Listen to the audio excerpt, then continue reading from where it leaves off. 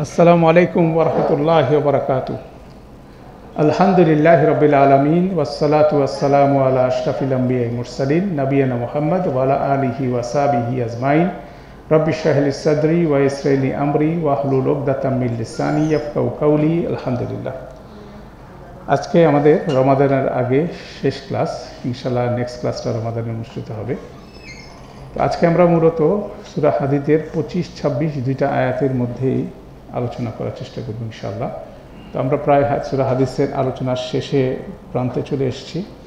তো আশা করা যায় ইনশাআল্লাহ আমাদের রমাদানের যে কয়টা ক্লাস বাকি আছে সেখানে আমরা এই হাদীসের আলোচনাটা সম্পূর্ণ করতে পারবো ইনশাআল্লাহ। তো আমরা দেখি আজকের আয়াত দুটার সিম্পল ট্রান্সলেশনটা দেখে নিই। এখানে আল্লাহ সুবহানাহু ওয়া তাআলা বলছেন ওয়ালাকাদ আরসালনা রুসুলানা বিল বায়িনাত। এটা একটা সেন্টেন্স। আল্লাহ জোরের সাথে বলছেন অবশ্যই অবশ্যই অবশ্যই আমরা তো আমাদের রসুলগণকে দিয়েছিলাম সুস্পষ্ট প্রমাণাদি দিয়ে। বায়িনাত শব্দটা এখানে একটা কি বিষয়। তারপর আল্লাহ বলছেন এই আরসালনার সাথে আতফ করে বলছেন ওয়া আনজালনা, আমরা নাজিল করেছি মাহুম, তাদের সাথে আল কিতাব ওয়াল মিজান। আল মিজান দুইটা বিষয়কে বললেন, কিতাব মিজান। তিনি নাজিল করেছেন আর বলছেন আল্লাহ আমরা নিশ্চয়ই আমরা ওয়ালাকাদ এখানে আসবে, আমরা নাজিল করেছি তাদের সাথে কিতাব এবং মিজান।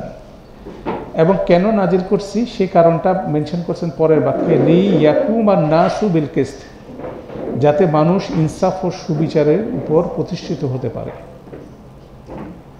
তাহলে আল্লাহ কেন কিতাব এবং মিজান নাজিল করছেন সেটার কারণটা বললেন। তারপর আবার আল্লাহ বললেন ওয়া আনজালনা, এবং আমরা নাজিল করেছি আল হাদিদা, হাদিদ মানে লোহা। তারপর বললেন ফিহি বাহসুন শাদীদুন, এটার মধ্যে রয়েছে বিরাট শক্তিমত্তা।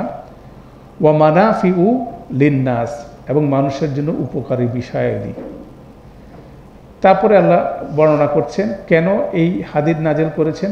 সেক্ষেত্রে আল্লাহ একটা দৃষ্টিভঙ্গি এখানে দিচ্ছেন।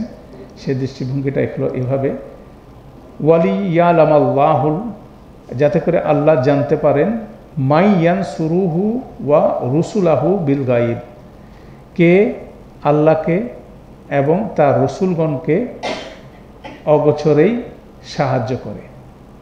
বিল গায়ব এখানে আরেকটা সুন্দর বিশেষ আল্লাহ যুক্ত করছেন, কে আল্লাহ এবং তার রসুলকে সাহায্য করে বিল গায়ব, না দেখেই, তাদের সম্পর্কে মানে একেবারে চাক্ষুষ বিষয় না দেখেও তাদেরকে কি করে, সাহায্য করে। ইন্নাল্লাহা কাউইয়ুন আজিজ, নিঃসন্দেহে আল্লাহ মহাবলিয়ান, মহাশক্তিশালী। এই জন্য আল্লাহ এখানে বলছেন আল্লাহর বেসিক্যালি কোনো সাহায্য দরকার নাই। It is a test for human being, যে আল্লাহ অপরচুনিটি দিচ্ছেন আল্লাহর রাস্তায়, আল্লাহর কাজে নিজেকে নিয়োজিত করে, অ্যাজ ইফ তারা আল্লাহকে সাহায্য করতেছে। বেসিক্যালি আল্লাহকে সাহায্য করার কোনো কিছু নাই। সেজন্য এই উচ্চারণটা আল্লাহ বলছেন ইন্নাল্লাহা কাউইয়ুন আজিজ, তিনি হচ্ছেন মহাবলিয়ান এবং সমস্ত কর্তৃত্ব শুধুমাত্র ওনারই। অতএব ওনার কোনো সাহায্যেরও প্রয়োজন নাই, কিন্তু আল্লাহ সেই অপরচুনিটিটা দিচ্ছেন। এই জন্য এইভাবে দেখবেন যে যখনই এই কথাগুলো আসছে সাথে সাথে কিন্তু এই কথাগুলো আসছে, আল্লাহর গুণবাচক নামগুলো কিন্তু স্মরণ করিয়ে দেওয়া হচ্ছে। এই দুইটার মাধ্যমে এই আয়াতের এই বর্ণনার বিষয়গুলো বোঝা উচিত। এটা হচ্ছিল আমাদের আজকের প্রথম আয়াতের আলোচনার বিষয় হবে ইনশাল্লাহ। সেকেন্ড আয়াতটা আমরা দেখি। সেকেন্ড আয়াতে আবার বলছেন ওয়ালাকাদ আরসালনা নূহান ওয়া ইব্রাহিম। ওই একই ধারাবাহিকতায় ও আরসালনার সাথে আগে বলছেন রসুলানা, সেই রসুলানার মধ্যে থেকে আল্লাহ সুবহানাহু ওয়া তাআলা দুইজন রসুলকে এখানে বর্ণনা করলেন। ওয়ালাকাদ আরসালনা নূহান ওয়া ইব্রাহিম, নূহ এবং ইব্রাহিমকে অবশ্যই আমরা প্রেরণ করেছি। ওয়া জাআলনা ফি যুররিয়াতিহিমা, এবং আমরা তাদের যুররিয়াত মানে হচ্ছে তাদের বংশধর সন্তানদের মধ্যে আমরা কি দিয়েছি, নবুয়ত দিয়েছি। ওয়াল কিতাব, আল কিতাবকে দিয়েছি। ফামিনহুম মুখতাদ, তাদের মধ্যে কেউ কেউ ছিল সৎপথপ্রাপ্ত। ওয়া কাসীরুন মিনহুম ফাসিকুন, কিন্তু তাদের অধিকাংশ ছিল সত্যত্যাগী। এই ফ্রেজটাও কিন্তু আমরা সূরা হাদীদে খুব সম্ভবত 3 বার পাবো, ওয়া কাসীরুন মিনহুম ফাসিকুন। এটা আমরা সবার শেষে আলোচনা করবো যে কীভাবে এই জিনিসটা আসছে। তো এখানেও এই আল কিতাবটা দেখেন এখানে আসছে। এই আল কিতাবটা আগের আয়াতের যে আল কিতাব, এটার সাথে একটা সংযুক্তি আছে, ঠিক আছে। তো এটা যেমন সন্দিগ্ধ আছে, তারপরে দেখা যাচ্ছে যে এখানে আল্লাহ বলছেন আরসালনা নূহান ওয়া ইব্রাহিম, নিশ্চয়ই আমরা নূহ এবং ইব্রাহিমকে প্রেরণ করেছি। ওয়া জালনা ফি যুররিয়াতিহিমান নুবুওয়া ওয়াল কিতাব, তাদেরকে নবুয়ত দিয়েছি এবং কিতাব দিয়েছি। এবং ইন্টারেস্টিং বিষয় হচ্ছিল যে আল কিতাব বলতে যে জিনিসটা কথা বলা হয়, সেই জিনিসটা কিন্তু নূহ আলাইহিসসালাম এবং ইব্রাহিম আলাইহিসসালামকে দেওয়া হয়নি। আল কিতাবের যেমন কিতাব বলতে আমরা বই বুঝি, আসমানি কিতাব বুঝি, পাশাপাশি এটার অর্থের মধ্যে আছে রুলস অ্যান্ড রেগুলেশনস, সেটাও কিন্তু এটার মধ্যে ইমপ্লয়েড। আল কিতাব যখন শব্দটা আসে সেটার মধ্যে এই অর্থটা কিন্তু ইমপ্লয়েড থাকে। ডুস এবং ডোন্টস, করণীয় বর্জনীয় এবং গাইডেন্সের যে এই পার্টটা, সেটাও কিন্তু আল কিতাবকে স্পেসিফিকলি বলা হয়। এবং সেটা আমরা দেখছিলাম যে নূহ আলাইহিসসালামের বংশধরের হচ্ছিল, তিনি হচ্ছে সেকেন্ড আদম, তিনি হচ্ছিল প্রথম মানুষ ছিল আদম আলাইহিসসালাম, সেকেন্ড আদম বলা হয় নূহ আলাইহিসসালাম, আর ইব্রাহিম আলাইহিসসালামকে বলা হয় মানব জাতির ইমাম, তাই না? আল্লাহ নিজেই বলছে নিশ্চয় আমি তোমাকে মানব জাতির ইমাম তৈরি করলাম, আল্লাহ সেটা সূরা বাকারার মধ্যে সুস্পষ্টভাবে বর্ণনা করেছেন। তো আমরা এই দুইটা আয়াতকে আমরা একটা দেখার চেষ্টা করব। তারপর আমরা রমাদানের লাস্ট মিনিটস প্রিপারেশন নিয়ে আমরা ছোট্ট একটা উপস্থাপনা দেওয়ার চেষ্টা করবো ইনশাআল্লাহ।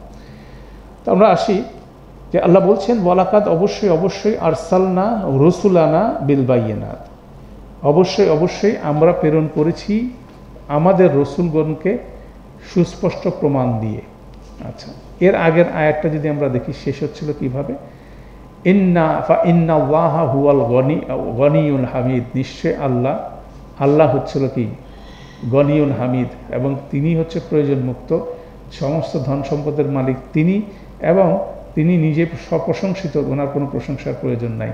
কিন্তু মোনাফেক বখিলরা সেখানে কি করে, কার্পণ্য করে ওনার মর্যাদাকে ক্ষুণ্ণ করার চেষ্টা করে। আল্লাহ বলছেন এটাতে কিছু যায় আসে না। এই কন্টিনিউশন হিসাবে আল্লাহ বলছেন অবশ্যই অবশ্যই আরসালনা রসুলানা বিল বাইয়িনাত, অবশ্যই অবশ্যই আমরা আমাদের রসুলদেরকে সুস্পষ্ট প্রমাণ দিয়ে পাঠাইছি। দ্যাট মিনস আল্লাহ সুবহানাহু ওয়া তাআলা যা বলছেন সেগুলো নিয়ে তারা সুস্পষ্ট প্রমাণাদি নিয়ে আসছে। ওয়া আনজালনা মাহুল কিতাব ওয়াল মিজান, এবং তাদের সাথে কিতাব এবং মিজান প্রেরণ করা হয়েছে। বাইয়িনাত বলতে যে জিনিসটা মূলত বোঝায় মিরাকলস, মোজেজা যে জিনিসটা বলা হচ্ছে। এবং যখন যে কাউমের কাছে আল্লাহ নবী রসুল পাঠিয়েছেন, সেখানে আল্লাহ সুবহানাহু ওয়া তাআলা প্রথম সেখানে প্রতিষ্ঠিত করেছেন যে ইনি হচ্ছে আল্লাহ রসুল, ইনি হচ্ছে আল্লাহ নবী। এই জিনিসটা কিন্তু আল্লাহ সার্কামস্টান্স, পরিস্থিতির প্রমাণ দিয়ে আল্লাহ সেটা প্রমাণ করছেন যে হি ইজ এক্সেপশনাল, তার মধ্যে এক্সেপশনালিটি আছে। সে যে আল্লাহ রসুল নবী সেটা সুস্পষ্ট প্রমাণ, মানুষ বুঝতে পারে যে হি ইজ ডিফারেন্ট, এবং ডিফারেন্ট তার সাথে কানেকশনস আছে, আল্লাহর সাথে কানেকশনস আছে। সেই ধরনের বিষয়গুলো নিয়ে সুস্পষ্ট প্রমাণ আল্লাহ দিয়েছেন। পরবর্তীতে ভণ্ড নবী, মিথ্যা নবী, এরকম অনেকেও এসে সেই ধারাটাকে অব্যাহত রেখে নিজেকে প্রমাণ করার চেষ্টা করছিল, কিন্তু কেউ সেটা প্রমাণ করতে পারে নাই। মানুষের কাছে সেটা সুস্পষ্ট হচ্ছে যে he is not the prophet. যেমন ভণ্ড পীর, একই কেস, কিন্তু যখন আল্লাহ নবী রসুল পাঠিয়েছেন সেই কওমের কাছে একদম সুস্পষ্টভাবে সেই প্রমাণ পাঠিয়েছেন he is the Messenger, he is the নবী। অতএব তার মাধ্যমে আল্লাহর কিতাব পাঠাইছেন। দ্যাট মিনস আল্লাহর সেইংস যা কিছু আছে, আল্লাহ যা বলতে চান, আল্লাহর যে কথা, সেগুলো প্রেরণ করেছেন। অতএব সেই রসুলকে, সেই নবীকে মানুষের অস্বীকার করার কোনো সুযোগ নেই।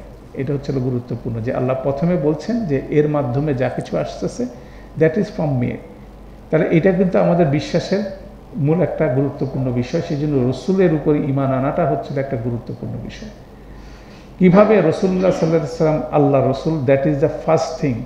রসুল্লাহ সাল্লাল্লাহু আলাইহি ওয়াসাল্লাম একজন বিশাল ব্যক্তিত্ব ছিলেন, তিনি একজন আদর্শ পিতা ছিলেন, তিনি একজন আদর্শ প্রতিবেশী ছিলেন, তিনি একজন আদর্শ শিক্ষক ছিলেন, তিনি একজন আদর্শ স্বামী ছিলেন, তিনি একজন আদর্শ বিজনেসম্যান ছিলেন, আদর্শ অনেক কিছু ছিল, এগুলো আমরা বর্ণনা করি। কিন্তু ওনার বর্ণনার সবচেয়ে বড় বর্ণনা আছে কি, উনি হচ্ছে আল্লাহ রসুল। এইটাই ওনাকে কি করে ফেলে, টোটালি ডিফারেন্ট করে ফেলে কমিউনিটির থেকে। কেননা কোনো রসুল নবুয়তের আগ পর্যন্ত উনি কারো পিতা ছিলেন, কারো স্বামী ছিলেন, কারো বন্ধু ছিলেন, কারো প্রতিবেশী ছিলেন, হ্যাঁ, বিভিন্ন সোশ্যাল রিলেশনগুলো ছিল ওনার। কিন্তু যখনই উনি নবুয়ত প্রাপ্ত হয়ে গেলেন তখন উনি হচ্ছে রসুল্লাহ। ওনার সিনিয়ররা ওনাকে কে আর বন্ধুর মতো বা জুনিয়রের মতো কোনো রকম আচরণ করতেন না। তার একটা স্পেশাল স্ট্যাটাস, তার একটা স্পেশাল সম্মান কিন্তু সেখানে কি আল্লাহ সুবহানাহু ওয়া তাআলা দিয়েছেন, এবং সেটা একটা অসাধারণ বিষয়। এবং সেই জায়গা থেকেই বেসিক্যালি উনি আল্লাহর কথা ওনার মুখ দিয়ে নিঃসৃত হচ্ছে, এবং মানুষ সেটা শুনছে এবং মানুষ সেটা গ্রহণ করছে, এবং সেটার বিপরীতে কি সুস্পষ্ট প্রমাণ আছে। এটা একটা গুরুত্বপূর্ণ। সমস্ত নবী রাসূলের সাথে আল্লাহ মুজেজা পাঠাইছেন, সেটা দেখে মানুষ কি করছেন, বিশ্বাস করছে হি ইজ দ্য রসুল। তখন ওনার কাছ থেকে যা কিছু এসছে সেটাকে মানুষ কি গ্রহণ করেছে, সেটা আল্লাহর বাণী হিসাবে, আল্লাহর কিতাব হিসাবে। তো সেই জিনিসটা আল্লাহ প্রথমে বলছেন যে ওয়ালাকাদ আরসালনা রুসুলানা বিল বায়িনাত, অবশ্যই অবশ্যই আমরা আমাদের রসুলদেরকে সুস্পষ্ট প্রমাণ দিয়ে পাঠাইছি। অতএব কোনো কনফিউশনের কোনো সুযোগ নাই যে সে আমার রসুল না, সে আমার নবী না।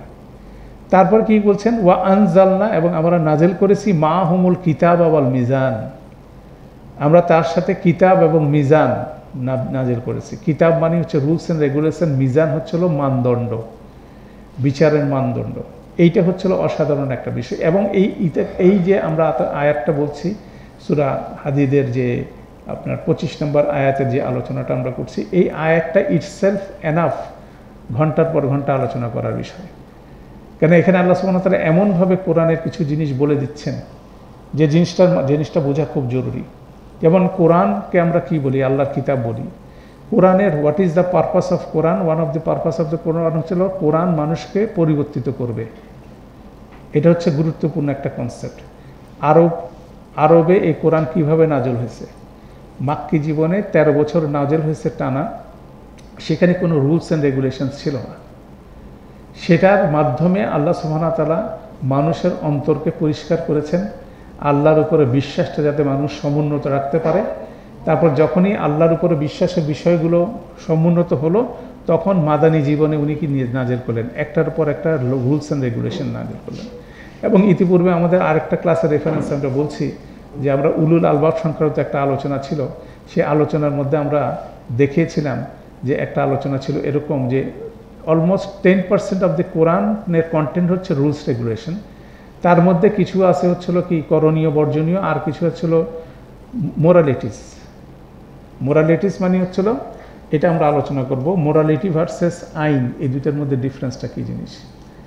তো এই জিনিসটা ছিল অনলি 10%, আর বাকি 90% ছিল কি আল্লাহ সুবহানাহু ওয়া তাআলা নিজে সম্পর্কে বর্ণনা করছেন, ওনার সৃষ্টি সম্পর্কে বর্ণনা করছেন, যার ফলশ্রুতিতে ওনার সম্পর্কে আমাদের বিশাল ধারণা তৈরি হয়।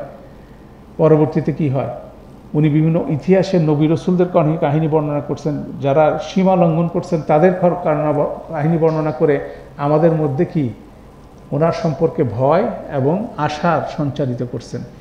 এই সব কিছু করার পরে that is almost 90% of the Quran. আর বাকি 10%-এর মধ্যে আল্লাহ বলছেন কোনটা করা যাবে কোনটা করা যাবে না, এটা একটা পার্ট। আর একটা হচ্ছে আখলাক, সেটা হচ্ছে আমাদের মোরালিটি কীরকম হওয়া উচিত। তাহলে এখানে একটা হচ্ছিল আইন কানুন আছে, যেমন ধরেন আমাদেরকে 5 ওয়াক্ত সালাতের মধ্যে আদায় করতে বলা হচ্ছে, ইট ইজ এ রুলস, ঠিক আছে। কিন্তু মা বাবার সাথে ভালো আচরণ করা সেটা কি, এটা কিন্তু আইন না, এটা হচ্ছে মোরালিটি, এটা নৈতিক বিষয়। এটা যদি কেউ ভায়োলেট করে তার কি কোনো শাস্তির বিধান কোনো জায়গায় আছে? দুনিয়ার শাস্তির বিধান কিছু বলা আছে? একজন চোর যদি চুরি করে সাথে সাথে তাকে হাত কেটে ফেলতে হবে, এটা হচ্ছে রুলস, সরিয়ে দেওয়া আছে। কেউ যদি ব্যভিচারে লিপ্ত হয় তাকে বেত্রাঘাত করতে হবে, তাকে বের করে দিতে হবে কিছু, এগুলো হচ্ছে রুলস। কিন্তু কেউ যদি মিথ্যা কথা বলে তার শাস্তি কি? মোরালিটি, পয়েন্ট অফ মোরালিটির জায়গাগুলো। তাহলে দেখা যাচ্ছে যে মোরাল ইস্যুজ একটা গুরুত্বপূর্ণ পার্ট। আপনি উচ্চস্বরে কথা বলবেন না, সেটা একটা মোরালিটি, ঠিক আছে। তাহলে এটাও কিন্তু উচ্চস্বরে মাঝে মাঝে কথাও বলতে হয়, বক্তৃতা দিলে কেউ কি নিম্নস্বরে বলবে? অতএব ওইটাও কিন্তু একটা মোরালিটি। কি উচ্চস্বর বলতে কি বোঝানো হয়েছে সেটাও কিন্তু একটা ডিফিনেশনের ব্যাপার আছে। তাহলে এভাবে যদি আমি দেখি যে এই আল্লাহর যে কিতাব, আল্লাহর যে কোরআন মজিদের মধ্যে, এর আগে তাওরাত ছিল, ইনজিল ছিল, এই সব কিছুর মধ্যে কিছু কি ছিল, রুলস রেগুলেশন ছিল, কিছু মোরালিটিস ছিল। সেগুলোকে ধরে রাখার জন্য কি ছিল, আপনার আমার জন্য বিভিন্ন রকম অ্যাডভাইস ছিল, বিভিন্ন রকম বর্ণনা ছিল। অতএব এই প্যাকেজটাকে এখানে আল্লাহ সুবহানাহু ওয়া তাআলা এইভাবে বর্ণনা করছে, ওয়া আনজালা মাহুমুল কিতাবা ওয়াল মিজান, এবং তাদের সাথে আমরা প্রেরণ করেছি কিতাব এবং মিজান। মিজানটা হচ্ছিল ব্যালেন্স।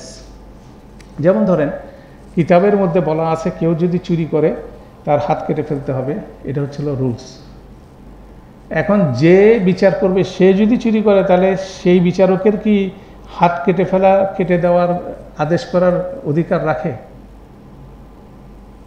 আপনি যদি বলেন যে একজন বিচারক যদি ঘুষ দিয়ে অন্যায়ভাবে যদি সে প্রভাবিত হয়ে বিচার কার্যে নিয়োজিত হয়, এবং সেই বিচারক যদি আপনাকে একজন চোরের মানে সিসকে চোরের হাত কেটে ফেলার আদেশ দেয়, ব্যাংক চোরকে বলে যে না ঠিক আছে কিছু করা যাবে না, তাহলে কি হচ্ছে? আপনি কিতাবকে আপনি ইমপ্লিমেন্ট করতে পারেন, কিন্তু কি হবে না?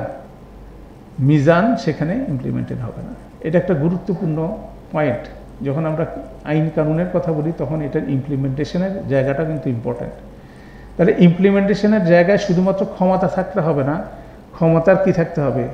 মোরাল স্ট্যান্ডার্ড অনেক হাই থাকতে হবে।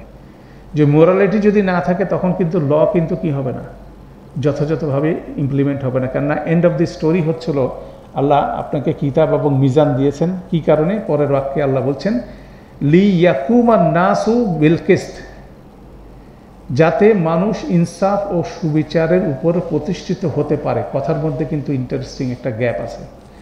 এই জায়গাটা, এই সেন্টেন্সটা আপনি খালি দেখেন। আমি একটা ট্রান্সলেশন আপনাকে দেখাবো, যেটা জেনারেল ট্রান্সলেশন আছে। এটা আমরা 25 নম্বর আয়াতের একটা ট্রান্সলেশন দেখাই। এই জায়গাটা ট্রান্সলেশন লি ইয়াকুমান নাসু বিল কিসত, এখানে বলা হচ্ছে যাতে লোকেরা ন্যায় বিচার প্রতিষ্ঠা করতে পারে। রং ট্রান্সলেশন। যারা গ্রামার বুঝেন, এখানে ফেলটা আছে কি কামা ইয়াকুমু, ওয়া আকিমুস সালাতা লিযিকরি। আকিমু আকামা শব্দের অর্থ হচ্ছে প্রতিষ্ঠিত করা, আর কামা শব্দের হচ্ছে প্রতিষ্ঠিত হওয়া। একটা ট্রানজিটিভ, একটা হচ্ছে ইনট্রানজিটিভ, তাই না? তাহলে দুইটার মধ্যে কিন্তু ফাংশনালিটি কিন্তু ডিফারেন্ট। এই অনুবাদক যখন ট্রান্সলেশন করছে যাতে লোকেরা ন্যায় বিচার প্রতিষ্ঠা করতে পারে, সেখানে এটা হতো লি ইউকিউমা, লি ইউকামার নাস, ঠিক আছে? ইউকিউমার নাস মানে ইউ হইতো, এখানে ইয়ার উপরে পেশ হইতো, তাই না? তাহলে সেই জিনিসটা না হয় এখানে ইয়াকুমা যখন হচ্ছে তখন মানে হতে পারে। এটা হচ্ছে রাইট ট্রান্সলেশন আমরা যেটা এখন দেখাচ্ছি, যাতে করে মানুষ ইনসাফ ও সুবিচারের উপরে প্রতিষ্ঠিত হতে পারে। তাহলে হতে পারাটা কি তার হাতে থাকে? তাহলে হতে পারাটার কিসের উপর থাকে? সে যদি কিতাবটাকে মিজান এবং কিতাব মিলায় যদি এই দুইটাকে ব্লেন্ডিং যথাযথভাবে করতে পারে, এটার বিপরীতে কিন্তু কি আসবে? ন্যায় প্রতিষ্ঠিত হবে সমাজের মধ্যে, ন্যায় প্রতিষ্ঠিত হবে সমাজে। এটা কিন্তু একজনের কাজ না, এটা অনেকের কাজ, ঠিক আছে? কিন্তু এটা কোনো একটা ব্যক্তির পক্ষেও এটা করা সম্ভব না, যতক্ষণ পর্যন্ত না আপনার কিতাব এবং মিজানকে কি করতে হবে? ধারণ করা যাবে সবাই মিলে। তাহলে সেই ক্যাম্পেইনটাই বেসিক্যালি কোথায় হয়েছিল বলেন? মাক্কি জীবনে। 13 বছরের কি কোনো রুলস রেগুলেশন ছিল? ডে 1 থেকে কি হিজাব ফরজ ছিল না? পর্দা কি ফরজ ছিল না? মানে এটা কি নফল ছিল নাকি? প্রথম দিন থেকে এটা জরুরি ছিল পর্দা। প্রথম দিন থেকে সুদ বর্জন জরুরি ছিল, ঠিক আছে? আপনার যতগুলো রুলিংস দেখেন সেটা কিন্তু সবসময়ের জন্য প্রযোজ্য, কিন্তু মানুষ সেটাকে গ্রহণ করার জন্য প্রস্তুত ছিল। কেন? তার ইমানেরই ঠিক নাই, তার মোরালিটির ঠিক নাই, সে জায়গায় তাকে আপনি রুলস রেগুলেশনের মধ্যে আনবেন কীভাবে? এটা একটা গুরুত্বপূর্ণ কনসিডারেশন। সেই কথাটাই আল কিতাব অল মিজানের মধ্যে দুইটার ব্লেন্ডিংয়ের মধ্যে বলা হচ্ছে। দ্যাট মিনস সোশ্যাল রিফর্মেশনটা হচ্ছিল খুব গুরুত্বপূর্ণ। কোরআনের সাথে গুরুত্বপূর্ণ মানুষের সম্পর্ক থাকতে হবে, এবং সেটার মাধ্যমে সার্বিকভাবে মানুষের নৈতিকতা বৃদ্ধি পাবে। সেটার বিপরীতে আপনার রুলস অ্যান্ড রেগুলেশন যদি আপনি অ্যাপ্লাই করেন, সেটা জাস্ট সমাজের মধ্যে কি ন্যায় প্রতিষ্ঠা করতে পারবে। যে কোনো আইনকে কিন্তু বিকৃত করা যায়, যে কোনো আইনের অপব্যবহার করা যায়। যেমন ইসলামিক রুলিংসগুলোর বিপরীতে কিন্তু আপনার এটাও একটা আইন। মানুষ চাইলে কি করতে পারে? মানুষ যদি অসৎ হয়, সে আইনকে সে কি করতে পারে? অপব্যবহার করতে পারে। যেমন ধরেন কেউ যদি কারো বিরুদ্ধে অপবাদ দেয়, কয়জন সাক্ষী লাগে? 4 জন সাক্ষী লাগে। তাহলে কি এটা কি পসিবল 4 জন লোক একজনকে একসাথে মিলে যুক্তি করে অ্যাকিউজ করতে পারে না? 4 জন সাক্ষী হয়ে একজনকে কি করে মিথ্যা সাক্ষ্য দিয়ে কিন্তু একজনকে অ্যাকিউজ করে ফেলতে পারে। তাহলে সেক্ষেত্রে যদি 4 জন সাক্ষী হয় তাহলে বিচারক কী করবে? তাকে সেই শাস্তিটা দিয়ে দিবে। তাহলে সেটা কি জাস্টিস হবে? সেটা তো জাস্টিস হবে না, সেখানে তো মিজান, সেখানে কিস্ত প্রতিষ্ঠিত হবে না। তাহলে আল্লাহ সুবহানাহু ওয়া তাআলা বলছেন যে আল্লাহ কিতাব এবং মিজান এই দুইটা একসাথে তাদের কাছে পাঠাইছেন যাতে করে মানুষ কি করতে পারে? ন্যায়ের উপরে অধিষ্ঠিত হতে পারে। তাহলে এখানে কিন্তু একটা বিশাল বিপ্লবের কথা বলা হচ্ছে, তাই না? শুধু কোরআন রিসাইটেশন শেখা it is not the way, শুধু তাফসির পড়া এটাও not the way. That means কোরআনও বুঝতে হবে, পড়তে হবে, সেই চর্চাটা করতে হবে, সেই নৈতিক স্ট্যান্ডার্ড বাড়াতে হবে। আপনি দেখেন মাক্কি জীবনে যে কোরআন নাজেল হয়েছে বলছে কি এতিমকে গলা ধাক্কা দিও না। তাহলে সে এতিমটা কি মুসলিম না নন মুসলিম? যে কেন? তারপরে হচ্ছিল মিসকিনকে গলা ধাক্কা দিও না, ঠিক আছে? তারপরে যারা ক্ষুধার্ত তাদেরকে অন্নদান করো, ঠিক আছে? এবং মাপে কম দিও না। তাহলে এগুলো কিসের স্ট্যান্ডার্ড? এগুলো সব মোরাল স্ট্যান্ডার্ড। তাহলে সেই মোরাল স্ট্যান্ডার্ডগুলোর জায়গাগুলো থেকে 13 বছর কন্টিনিউয়াস ক্যাম্পেইন করা হয়েছে। সেখানে মুসলিমরা বলে নাই নিজেদের কথা, নিজেরা অত্যাচারিত হয়েছে তাদের কথা কিন্তু বলে নাই। তারা কিন্তু সবার কথা বলছে, সবাইকে বলছে মোরাল স্ট্যান্ডার্ড কী হতে হবে? আপ হতে হবে। তো সেই সংগ্রামটা তারা করছিল, তারা বলছিল মানুষ করছিল না, কিন্তু নিজেরা মনে করছিল যে সেটা করা উচিত। তারা নিজেদেরকে পরিশোধিত করেছিল। সেই পরিশোধিত হয়ে সেই কাউমটাই বেসিক্যালি হিজরত করে কোথায় চলে গেল? মদিনায় চলে গেল। সেই মদিনায় যাওয়ার পরে সেখান থেকে তারা কি হলো? একটা কাউম হলো, সেখান থেকে তাদের মেজরিটি আসলো এবং সেখান থেকে তারা নিজেদের মধ্যে ন্যায় নিষ্ঠা প্রচলন করলো, শরিয়াটা নিজেদের মধ্যে ইমপ্লিমেন্টেড হলো। তারপরে সেটার ইম্প্যাক্ট দেখে বাকিরাও কিন্তু কি স্বেচ্ছায় ইসলাম কবুল করলো। তখন তারা দেখলো যে এই শরিয়া তাদের জন্য কল্যাণকর, তাই না? মানে মোরাল স্পিরিটটা কি আপ হলো। অর্থাৎ এই জিনিসগুলো খুব গুরুত্বপূর্ণ বিষয়। আমরা যদি শুধুমাত্র ব্ল্যাক অ্যান্ড হোয়াইট ওয়েতে যদি দেখি, এটা কিন্তু টোটাল ব্ল্যাক অ্যান্ড হোয়াইট না। রুলস আর দেয়ার, সেখানে ব্ল্যাক অ্যান্ড হোয়াইট রুলস আছে, এই করলে এই হবে, এই করলে এই হবে, কিন্তু সেটার ইমপ্লিমেন্টেশনের কি পিছনে কি আছে? হেকমা আছে। সেটার ইমপ্লিমেন্টেশনের পিছনে উইজডম আছে। সেগুলো রাসূলুল্লাহ সাল্লাল্লাহু আলাইহি ওয়াসাল্লামের আপনি যদি হাদিস অধ্যয়ন করেন আপনি সেগুলো দেখবেন। আপনার হাদিসের যেসব বর্ণনা আছে, এসব রুলিংস ইমপ্লিকেশনের সেগুলো আছে। তো সেখানে সব জায়গায় যে জিনিসটা সমুন্নত রাখা হয়েছে যাতে করে ন্যায় প্রতিষ্ঠিত হয়। যেমন অপরাধী কোনোভাবে কি না হয়? অভিযুক্ত না হয়। অপরাধী অভিযুক্ত হয়, নিরাপদ মানুষ যাতে কি কোনোভাবে অভিযুক্ত না হয়। তার মানে এই না যে বিচার প্রলম্বিত হবে, যেটা আমাদের দেশে হয়ে থাকে। আমরা এই প্রিন্সিপালটা পালন করতে যাই কি বিচার প্রলম্বিত হয়ে যায়, কি হয়? বিচার ডিনাইড হচ্ছে, অস্বীকার করা হচ্ছে। Justice delayed, justice denied. যে যত বিলম্বিত হবে তত কি হবে? ন্যায় বিচার প্রতিষ্ঠিত হবে না। অর্থাৎ সেটা কিন্তু একটা গুরুত্বপূর্ণ আসপেক্ট। তো এই বিষয়টি কিন্তু খুব সিম্পলভাবে আল্লাহ সুবহানাহু ওয়া তাআলা বলছেন, দ্যাট মিনস কোরআন আসছে মানুষকে রিফর্ম করার জন্য। এটা গুরুত্বপূর্ণ একটা কনসেপ্ট, মানুষকে পরিবর্তন করার জন্য আসছে। এই জন্যই কোরআনের মধ্যে যেমন রুলস অ্যান্ড রেগুলেশনস আছে, এথিক্সের কথা বলা আছে। এথিক্সটাকে সমুন্নত রেখে কি করতে হবে? রুলস অ্যান্ড রেগুলেশন অ্যাপ্লাই করতে হবে। ফাইনাল আউটপুটটা কি হবে? লিয়াকুমান নাসু বিল কিসত।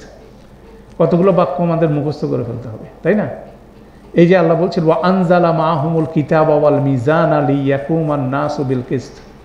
আয়াতের এই অংশটুকু আমরা মেমোরাইজ করে ফেলি এবং এটা আমরা চিন্তা করতে থাকি যে মানুষ যাতে ন্যায়ের উপরে প্রতিষ্ঠিত, শুধুমাত্র মুসলিম না, সমস্ত মানব জাতি। একটা কমিউনিটিতে মুসলিমরা লিডার হবে এবং মুসলিমরা যথাযথভাবে কোরআনকে প্রতিপালন করবে, ব্যালেন্সটা ইমপ্লিমেন্ট করবে, তারা বেনিফিটেড হবে, সমস্ত মানুষ বেনিফিটেড হবে এবং সেভাবে মানুষ কী হবে? ইসলামের ছায়াতলে চলে আসবে। এবং এই আর্লি স্টেজে সেভাবে মানুষ ইসলাম কবুল করেছে। আর বর্তমান সময়ে আমরা মুসলিম মেজরিটি দেশও কিন্তু কি করতে পারতেছি না, শরিয়া আইন প্রবর্তন করতে পারতেছি না। কেন? We are not ready. আমরা হচ্ছে নামে মুসলিম, কিন্তু কাজে কোনো মুসলিমত্বের কোনো কিছু আমাদের মধ্যে নাই, তাই না? তো সেই জিনিসটাই এই বাক্যের মাধ্যমে আল্লাহ খুব স্পষ্ট করে বলছে ওয়া আনজালাল মাহুমুল কিতাবা ওয়াল মিজান লিয়াকুমান নাসু বিল কিসত। তারপর আল্লাহ বলছেন ওয়া আনজালাল হাদিদ। এবং তিনি নাজেল করেছেন হাদিদ। যদি আমরা নাজেল বলি তো অনেক এই আয়াতের ব্যাখ্যায় বলেন যে এই পৃথিবীতে লোহা ছিল না, এটা বাইরে থেকে আসছে ধূমকেতুর মাধ্যমে, মিডিয়েটারের মাধ্যমে, হ্যাঁ, উল্কাপিণ্ডের মাধ্যমে দুনিয়াতে।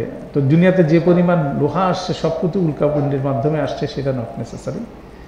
তো ভাষাগতভাবে কোরআন মজিদের যেমন আনজালনা শব্দটা যেমন নাজেল করা হয়, এটা অ্যাভেলেবিলিটির কথাও বলা হয়। যেমন আনজাল আল্লাহ লিবাস, আল্লাহ লিবাস মানুষের জন্য পোশাক কী করছেন, নাজেল করেছেন। তাহলে কি আকাশ থেকে পোশাক নাজেল হয়েছে? আল্লাহ ইন্সপায়ার করছেন মানুষকে, আপনার পোশাকের সমস্ত ইনগ্রেডিয়েন্ট কি এই জমিন থেকে তৈরি হচ্ছে। আপনাকে আমাকে যে কাপড় বুনন করে পোশাক পরার যে বিষয়টা, এই কনসেপ্টটা আল্লাহ আমাদের কাছে অ্যাভেলেবেল করে দিয়েছেন, আমরা পোশাক পরছি। অথবা আনজালনা শব্দটা নাজেল মানে আকাশ থেকে নেমে আসলো সবসময়, এরকম নট নেসেসারি। সেভাবে হাদিদের কথাটা বলা হচ্ছে, আল্লাহ এমন একটা ধাতুর কথা বললেন যেটার ইউজ হচ্ছিল খুব শক্তিশালী। এটার পজিটিভ ইউজ আছে, এটার নেগেটিভ ইউজ আছে। এটা দিয়ে যেমন ওয়ারফেয়ার যদি বলেন, আগে যেমন ঢাল তলোয়ার সব তৈরি হতো, এখন ধরেন বুলেট, ট্যাঙ্ক, বন্দুক সব কিছু কিন্তু ওই হাদিদ দিয়েই তৈরি হচ্ছে।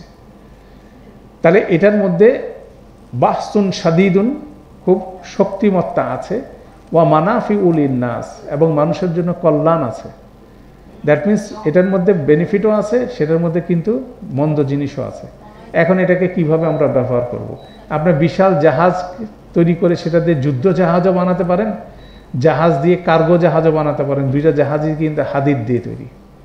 এখন আমি কোনটা কাজে লাগাবো, সেটাও একটা অ্যাসপেক্ট।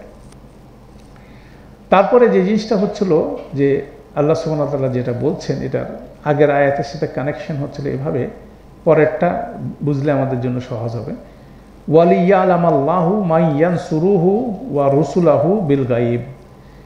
এই হাদিদের বিষয়টা নিয়ে আল্লাহ বলছেন যাতে করে আল্লাহ জানতে পারেন কে আল্লাহ এবং তার রসুলদেরকে কি করে সাহায্য করে, গায়েব, বিল গায়েব, মানে আল্লাহকে কেউ দেখে নাই। তাহলে আল্লাহর ওহী নাজেল হচ্ছে, সে রসুল, সে ওহী ক্যারি করতেছে, সুস্পষ্ট প্রমাণ আসছে, সে মোরালিটিকে অর্জন করে কি করতেছে, মোরালিটি অর্জন করে লটা ইমপ্লিমেন্ট করতে যাচ্ছে, ব্যালেন্স তৈরি করার চেষ্টা করতেছে। এই কাজের মধ্যে কে আল্লাহকে, আল্লাহ এবং তার রসুলের কাজে সাহায্য করে, সে জিনিসটা আল্লাহ দেখতে চাচ্ছেন এরকম একটা রিসোর্স দেওয়ার মাধ্যমে। দ্যাট মিনস এটা ইন্ডিকেট করে যে আপনাকে আমাকে আল্লাহর আইন, আল্লাহর রুলস রেগুলেশন যদি ইমপ্লিমেন্ট করতে হয়, আপনাকে ক্ষমতায় আসতে হবে। দ্যাট মিনস ক্ষমতা আসার ব্যাপারেই কিন্তু হাদিদ শব্দটা এখানে আসছে। সেজন্য এটাকে বলা হয় প্রফেটিক ওয়ার। নবীরা যেসব যুদ্ধ করেছে সেটাকে বেসিক্যালি ইন্ডিকেট করা হচ্ছে। আপনার নবী রাসূল যখন নূহ আলাইহিসসালাম, ইব্রাহিম আলাইহিসসালামকে যুদ্ধ করছেন, সালেহ আলাইহিসসালামকে যুদ্ধ করছেন, শোয়েব আলাইহিসসালামকে যুদ্ধ করছেন, লূত আলাইহিসসালামকে যুদ্ধ করছেন, যুদ্ধের বিষয়টা আসে মূলত মূসা আলাইহিসসালামের সময় থেকে। মূসা আলাইহিসসালামকে আল্লাহ কিতাব দিয়েছেন, যেটা আমরা বলছি আগের সবগুলো সহিফা ছিল মোরাল টিচিং। নূহ আলাইহিসসালামের সাথে মোরাল টিচিং ছিল, ইব্রাহিম আলাইহিসসালামের সাথে মোরাল টিচিং ছিল। কিন্তু একটা জাতি হিসেবে যখন গাইডেড নেশন হিসেবে বনি ইসরায়েলকে আল্লাহ যখন রিভিল করলেন, দুনিয়াতে অপারেট করতে দিলেন, তখন তাদেরকে রুলস অ্যান্ড রেগুলেশন আল্লাহ দিলেন। সেই রুলস অ্যান্ড রেগুলেশনের বিপরীতে, তাওরাতের বিপরীতেই কিন্তু তারা পরবর্তীতে অপারেটেড করলো। মূসা আলাইহিসসালামের প্রথম ইন্টারাকশন হলো ফেরাউনের সাথে, সেখানে উনি যুদ্ধ করেন নাই, তিনি তার বাহিনী নিয়ে কি বেরোয় চলে আসছেন, আল্লাহর কুদরতে তারা ওখান থেকে বেড়ে আসলো। তারপরে ওনারা তাওরাত প্রাপ্ত হলেন নাকি। তাওরাতের যে 10 কমান্ডমেন্টস সাগর পার হওয়ার পরে আসলো, সেটার ফলশ্রুতিতে ওনাদেরকে একটা শহরে যুদ্ধ করে প্রবেশ করতে বলা হলো। That is the prophetic war. এবং সেই ফার্স্ট প্রফেটিক ওয়ারের ইন্সপাইরেশন, সেখান থেকে তারা কি করলো, ডিনাই করে বেরিয়ে আসলো। তাহলে সেখানে দেখা যাচ্ছে সেখানেও একটা যুদ্ধের বিষয় ছিল। সেখান থেকে যখন শুরু হলো, কিতাব যখন আল্লাহ দিচ্ছেন, সেখানে সাথে সাথে এটা ইমপ্লিমেন্টেশনে একটা পর্যায়ে যুদ্ধের বিষয়গুলো আসে। ঠিক একইভাবে ঈসা আলাইহিসসালামের ক্ষেত্রেও কিন্তু তাই। ঈসা আলাইহিসসালামের কনফ্লিক্ট ছিল কি, রাবাইদের সাথে, ইহুদি পণ্ডিতদের সাথে, রোমান সাম্রাজ্যের সাথে। মূলত ওনার যুদ্ধটা ছিল কিন্তু রাবাইদের বিরুদ্ধে, এবং রাবাইরা তাকে কি করালো, হত্যা করার চেষ্টা করলো রোমান সাম্রাজ্যের মাধ্যমে। অর্থাৎ সেখানেও কিন্তু ঈসা আলাইহিসসালামের একটা যুদ্ধের বিষয়টা ছিল। এবং ফাইনাল রাসূলুল্লাহ সাল্লাল্লাহু আলাইহি ওয়াসাল্লাম যখন কুরাইশদের বিপরীতে যুদ্ধে অবতীর্ণ হলেন, দ্যাট ইজ দ্য প্রফেটিক কি ওয়ার। এবং সেটার বিপরীতেই বলা হচ্ছে যে এই হাদিদের কথা বলে এনে বলছেন যে কে আল্লাহ এবং তার রসুলকে বিল গাইব কি যারা মানে সাহায্য করতে চায়, এই একটা রিসোর্স, একটা এক্সাম্পল হিসেবে আল্লাহ বলছেন। আল্লাহ বিভিন্ন রিসোর্স দিয়ে থাকেন, তার মধ্যে হাদিদের কথা মেনশন করলেন একটা স্পেশাল রিসোর্স। এবং এটাই কিন্তু ল ইমপ্লিমেন্টেশন, মিজান ইমপ্লিমেন্টেশনের ক্ষেত্রে একটা পজিশনে কিন্তু ইট ইজ রিকোয়ার্ড। তো সেটা কিভাবে করতে হবে, সেটার রোল মডেলকে রাসূলুল্লাহ সাল্লাল্লাহু আলাইহি ওয়াসাল্লাম। তাহলে দেখেন, আপনার রক্তক্ষয়ী যুদ্ধ হলো কি বদরের যুদ্ধ, রক্তক্ষয়ী যুদ্ধ হলো কি ওহুদের যুদ্ধ, হুদাইবিয়ার সন্ধিও কিন্তু একটা যুদ্ধ ছিল। সেই যুদ্ধে কি কোনো রক্তপাত হয়েছিল? না। মক্কা বিজয়ে কোনো রক্তপাত হয়েছিল? না। তাহলে রাসূলুল্লাহ সাল্লাল্লাহু আলাইহি ওয়াসাল্লাম কীভাবে যুদ্ধ করছেন, কি পয়েন্টে যুদ্ধ করছেন, কিভাবে কখন যুদ্ধ করছেন, কখন যুদ্ধ করেন নাই, এগুলো কিন্তু একটা স্টাডির বিষয়। পরবর্তী জেনারেশনের মধ্যে যারা এই হাদিদের ব্যবহার করতে যাবে তাদেরকে কিন্তু এগুলো সব কিছু অ্যানালাইসিস করে নিজের কর্মপদ্ধতি ফিক্স করতে হবে। অর্থাৎ সেটা যুগে যুগে মানুষ করছে, যারা করতে পারছে তারা সফল হয়েছে, আর যারা করতে পারে না তারা কি হয়ে গেছে, তারা ধ্বংসপ্রাপ্ত হয়েছে।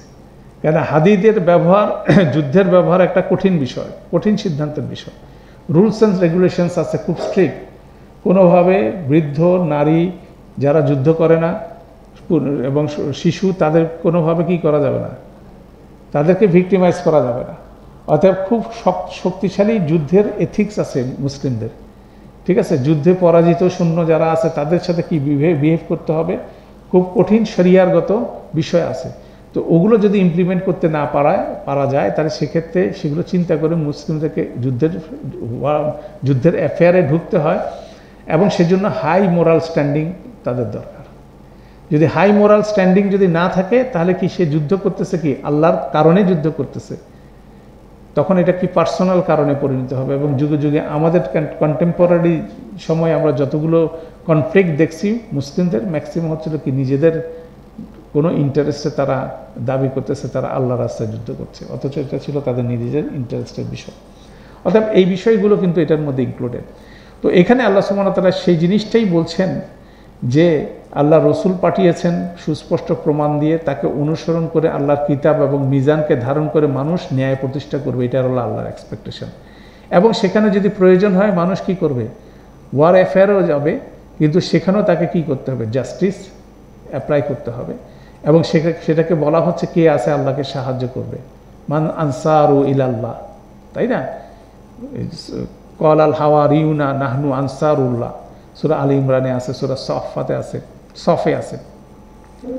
তো সেই আহ্বানটা আল্লাহ এখানে জানানোর পর আল্লাহ বলছেন ইন্নাল্লাহা কাউইয়ুন আজিজ, নিশ্চয়ই আল্লাহ সুবহানাহু ওয়া তাআলা হচ্ছিল আল কাউইয়ুন আজিজ, হচ্ছিল তিনি হচ্ছিল শক্তিশালী এবং তিনি হচ্ছে কর্তৃপক্ষ। কিন্তু এর আগের বাক্যে কি বললেন, কে আছে যে সাহায্য করবে, কে আছে যে আল্লাহকে উত্তম ঋণ দিবে, মান যাল্লাযী ইউকরিদুল্লাহ কারদান হাসানা, বলছেন না। তারপর আল্লাহ কি বলছেন, ইন্নাল্লাহা হুয়াল গনিয়ুন হামিদ, নিশ্চয়ই আল্লাহ হচ্ছিল আল গনি, ওনার কোনো প্রয়োজন নাই, অতএব ওনার কোনো কর্জেরও প্রয়োজন নাই। কর্জটা দিতে হবে কার সাথে, আমাদের সাথে, তাই না। ঠিক একইভাবে আল্লাহকে সাহায্য করা কে করবে না করবে এটার মধ্যে এরপরে আল্লাহর কোনো কিছু যায় আসে না। সেই জন্য আল্লাহ শেষে কি বললেন, ইন্নাল্লাহা কাউইয়ুন আজিজ। অতএব আমাদের থিঙ্কিং প্রসেসটাকে স্ট্রেট করার জন্য, সঠিক ট্র্যাকে রাখার জন্য কিন্তু এই ফ্রেজগুলো, এই আল্লাহর গুণবাচক নামগুলো কিন্তু আয়াতের শেষে শেষে চলে আসে। তাহলে এভাবে যদি আমরা বলি 25 নম্বর আয়াতে, এটার কন্টিনিউশন হিসাবে 26 আসছে, 26-এর কন্টিনিউশনে 27 আসছে। তো আমরা আজকে 26-এর একটু বর্ণনা আলোচনা করে শেষ করে দেব। আগামীকাল যখন 27-এর আলোচনা হবে তখন ওটার সাথে আবার একটু 26 আমরা ধরব। তো আল্লাহ এখানে বলছেন ওয়ালাকাদ আরসালনা নূহান ওয়া ইব্রাহিমা, ওখানে বলছেন ওয়ালাকাদ আরসালনা রুসুলানা বিল বায়িনাত। সেটার কন্টিনিউশন হিসাবে আল্লাহ দুইটা এক্সাম্পল দিলেন যে অবশ্যই অবশ্যই আমরা প্রেরণ করেছি নূহকে এবং ইব্রাহিমকে। তাদের সাথে কোনো রকম আল কিতাব ছিল না, তাদের সাথে কি ছিল, মিজান ছিল, তাদের কাছে কি ছিল, মোরাল স্টিচিং ছিল।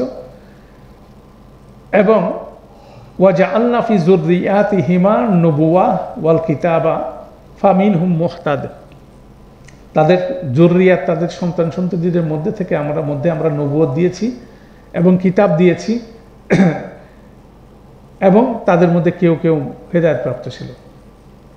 দ্যাট মিনস যারা যথাযথভাবে মোরাল টিচিংকে ধারণ করতে পারছে এবং সেটার বিপরীতে যারা কিতাবকে ধারণ করেছে এবং সেটার বিপরীতে তারা যখন ন্যায় প্রতিষ্ঠিত করতে পারছে, তারাই হচ্ছে মুহতাদ, বা সেই প্রচেষ্টা যারা নিয়োজিত ছিল তারা ছিল মুহতাদ। আর এর বিপরীতে আল্লাহ বলছেন ওয়াকাসিরুম মিনহুম ফাসিকুন, এবং তাদের বেশিরভাগ ছিল হচ্ছে ফাসিক, সত্যত্যাগী। তারা যে কাজটা করার দরকার সেটা না করে অন্য কাজ করত।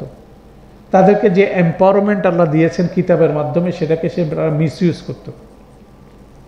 এদেরকে বলা হচ্ছে ওয়াকাসিরুম মিনহুম ফাসিকুন। যাই হোক, আলহামদুলিল্লাহ, আমরা এটা আর আজকে বাড়বো না, কিন্তু পরের আয়াতটা আরেকটু বড়। সুম্মা কাফাইনা আলা আসারিহিমা বীর রসুলিনা, এদের পরে এই যে জুরিয়াতের মধ্যে একটার পর একটা রসুল আসতেছিল। ওয়া কাফাইনা ইবি ঈসা ইবনে মারইয়াম ওয়া আতাইনাহুল ইনজিল, যারা কাফাইনা তাদেরকে অনুসরণ করছে, তখন ঈসা আলাইহিস সালামের প্রসঙ্গটা আসছে এবং ঈসা আলাইহিস সালামের অনুসারীরা আসলে কিভাবে এই কিতাব এবং মিজানকে ভায়োলেট করছে সেটার একটা এক্সাম্পল আল্লাহ এখানে দিচ্ছে। সেটা আমরা মূলত নেক্সট ক্লাসে আলোচনা করব, যে কিতাব এবং মিজানের বিষয়টা কিভাবে তারা ভায়োলেট করছে, সেটাই 27 নম্বর আয়াতের মধ্যে আল্লাহ বলছে। আমরা একটু সময় নিয়ে এটা বলার চেষ্টা করবো, কেন একইভাবে আমরা ঈসা আলাইহিস সালামের অনুসারীরা যা করছে আমরাও একই কাজ করতেছি, কেন এটা আমরা পড়তেছি। অতএব ওনাদের ভুলটা আমরা যাতে না করি, তাই না? এইভাবে কোরআন মজিদ গ্রন্থিত হয়েছে। আমরা ইনশাল্লাহ নেক্সট রমাদানের মধ্যে ইনশাল্লাহ এই আলোচনাটা করব। তো আমরা আজকে আমাদের এই সেশনটা এখানে শেষ করছি। সুবহানাকা আল্লাহুম্মা বিহামদিকা আশহাদু আল্লা ইলাহা ইল্লা আনতা আস্তাগফিরুকা ওয়া আতুবু ইলাইক। আসসালামু আলাইকুম ওয়া রাহমাতুল্লাহি ওয়া বারাকাতুহু।